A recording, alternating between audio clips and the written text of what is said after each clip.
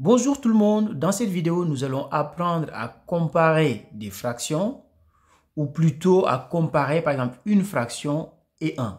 Donc ici vous allez voir on compare cette fraction avec 1, celle-là aussi et là on prend une fraction qu'on va comparer avec un nombre entier par exemple.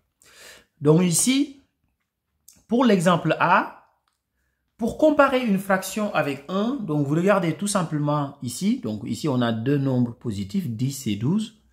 Donc là, on regarde le numérateur et le dénominateur pour voir est-ce que le numérateur il est plus petit, est-ce qu'il est plus grand. Donc ici, 10 est plus petit que 12.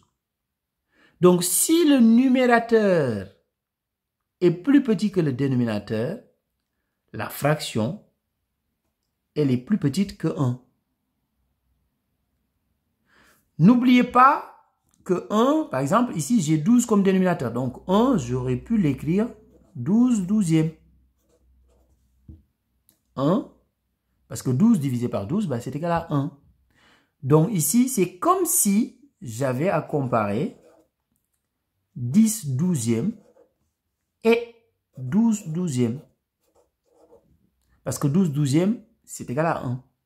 Donc, comme 12 est plus grand que 10 et que les deux fractions ont le même dénominateur, donc 12 douzièmes, ce qui est égal à 1, est plus grand que 10 douzièmes. Donc, conclusion, 10 douzièmes est plus petit que 1. Alors, si vous avez compris, normalement, vous pouvez faire le B.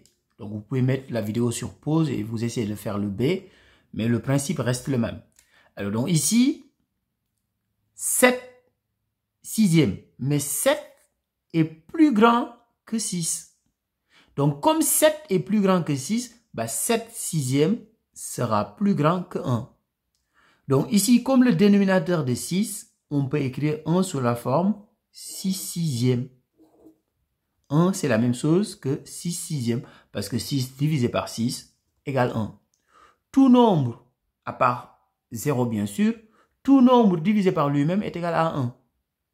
Donc ici, 7 sixièmes, c'est comme si on devait comparer cette fraction avec 6 sixièmes qui est égal à 1.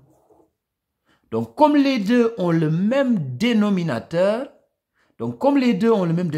6, on ne fait que comparer les numérateurs.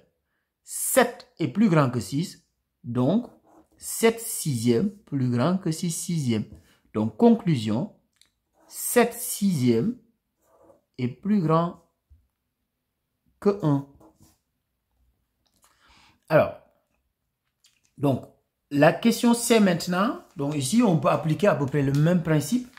Donc ici, 37 cinquièmes et 6. Donc on regarde toujours le dénominateur qui est là. 5. Donc 6, c'est comme si on a 6 sur 1. 6 et 6 sur 1, c'est la même chose.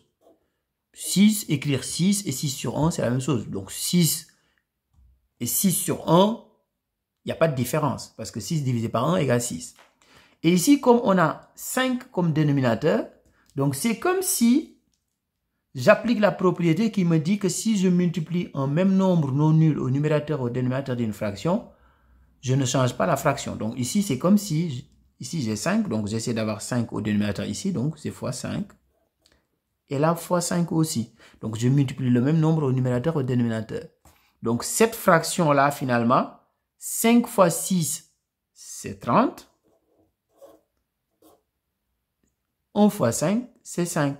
Donc, comparer 37 cinquièmes et 6, cela revient à comparer 37 cinquièmes et 30 cinquièmes. Parce que 30 divisé par 5, c'est égal à 6. Et là, c'est plus facile. Puisque nous avons le même dénominateur. Et quand on compare deux fractions et qu'on a le même dénominateur, on va juste comparer les numérateurs. 37 est plus grand que 30. Donc ici, voilà le résultat. Donc qu'est-ce qu'on va faire? Conclusion, on n'oublie pas de revenir sur la question qui nous a été posée. Donc 37 cinquièmes est plus grand que 6. Donc, comparer des fractions dans la playlist, il y a d'autres vidéos qui comparent des fractions. Donc, je vous conseille de regarder ces vidéos-là pour vous familiariser avec cette notion. Au revoir.